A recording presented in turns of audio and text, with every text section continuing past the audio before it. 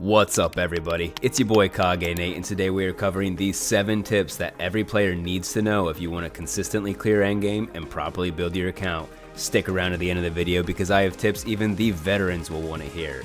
So with that, let's get into it.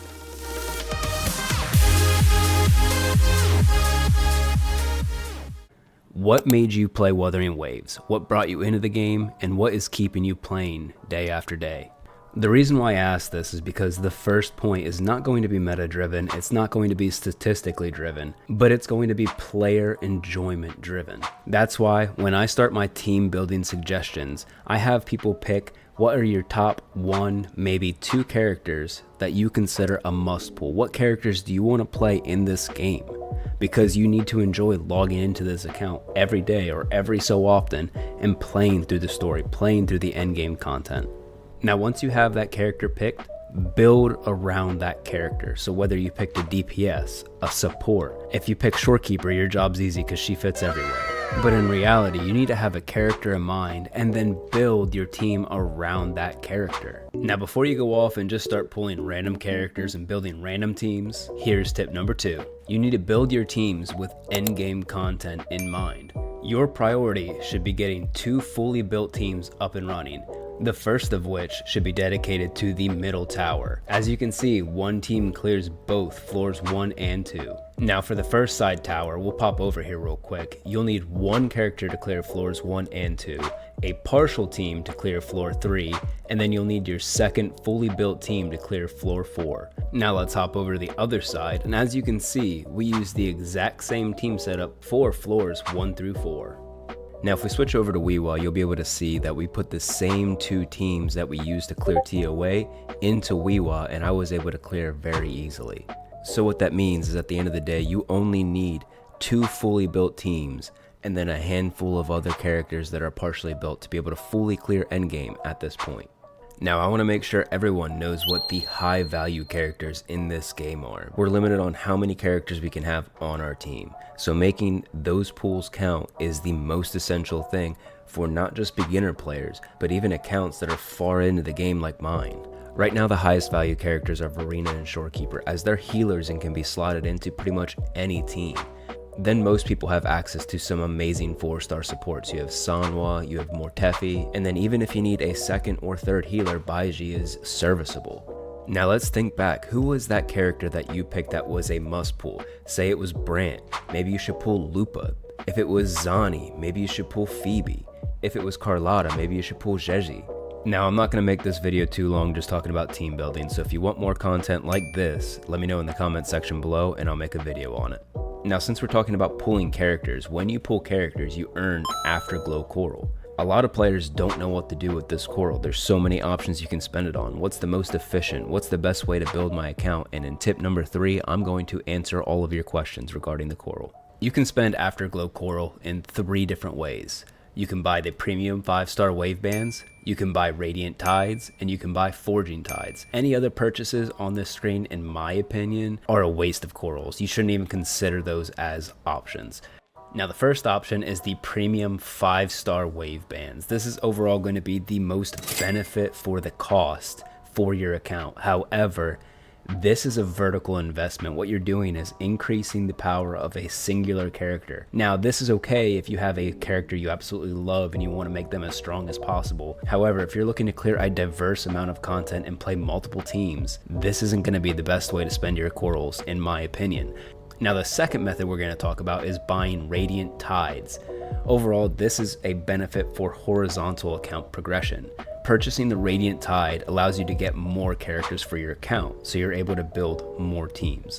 Hence the horizontal account investment. Now the last way you can use the Afterglow Coral is by purchasing Forging Tides. This currency is how you get the signature weapon for characters, and in this game, signature weapons are actually a very, very beneficial thing to do. While it is a vertical investment for the specific character you're buying it for, the weapon can be shared across others. So it's vertical and horizontal growth for your account. Now out of these 3 ways to invest your Afterglow Coral, in my personal opinion, you need to stockpile these as emergency funds. So when your character comes up that you really want, use the Afterglow Coral to get that character. Or say you're able to get the character but you don't have enough funds to buy their signature weapon, use this to get extra wishes towards their signature weapon. Your account's going to benefit more by getting a diverse roster with signature weapons than you will by hyper investing into a singular unit. Now, this doesn't mean that's a wrong way to invest, but in my personal opinion, you'll get more mileage on your account by having a more horizontal investment. So enough about pool efficiency and what characters you do or do not need to pool. At the end of the day, the roster you have can work for you in endgame, but the best tip I can give you to take that team from where it currently stands and push yourself into fully clearing endgame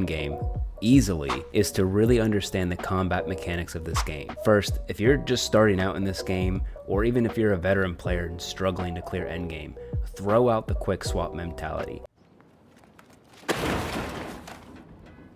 Yes, you can get a little bit of extra damage out by quick swapping and doing all the right rotations, but at the end of the day, if you are just doing a basic rotation, you are learning your team's proper rotation and doing damage within the correct damage windows, your team is going to outperform you trying to quick swap and do all these fancy things. And honestly, I don't quick swap myself. And my key to success is then incorporating the following two mechanics. The first is I try to parry and toughness break the boss. When you toughness break a boss, they go down for a few seconds and you're able to just unload a ton of damage on them for free. No mechanics, nothing.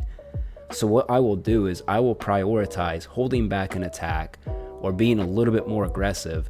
That way I can try to get that parry window. I want to break down that boss's toughness right when I'm able to drop a whole bunch of damage into them.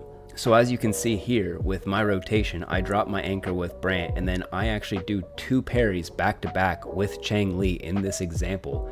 Break the boss's toughness, and then I'm able to do her Forte circuit into her Resonance Liberation, into her Forte circuit without any pushback from the boss. And last, and this is a pretty cool tip that I learned recently myself when I was learning Hecate on the Nightmare difficulty. When you perfect dodge with a character, you can actually basic attack. Right after the perfect dodge triggers, you'll damage the boss, but you'll still have an invulnerability window while that damage is going out. So now I'll slow the clip down so you can see exactly what's happening, but I am dodging, basic attacking right after the dodge is performed, then immediately dodging again, and this rotation goes back and forth, and what I'm able to do is still provide damage on the boss, but pretty much throughout this whole rotation, I am invulnerable.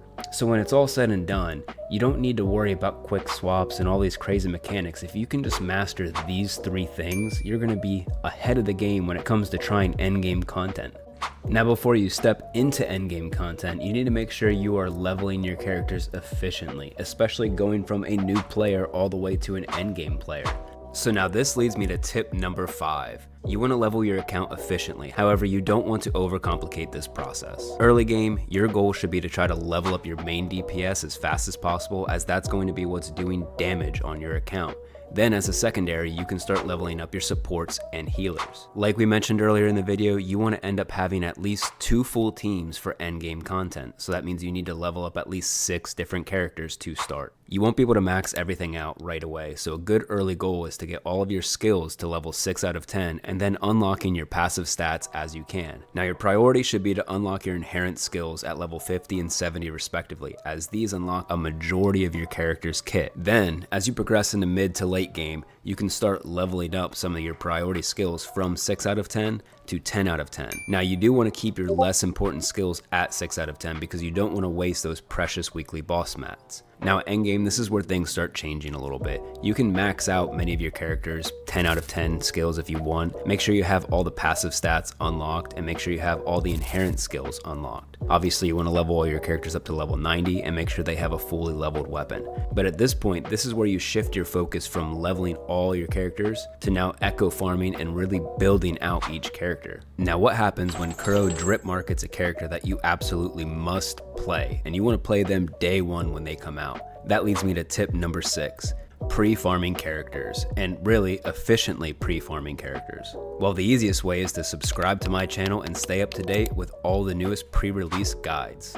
But if you want to be self-sufficient, there are some ways to be efficient about pre-farming characters. Generally, when Kuro drip markets a character, they also let you know what element and what weapon type that character is. So for example, when Frolova released, they let everybody know that she was a Havoc Rectifier character. What that means is you can jump right in and start collecting the Forgery Challenge rewards. This is the Weapon Ascension materials. Now, generally speaking, this is the only information we get until the live stream before the character's release.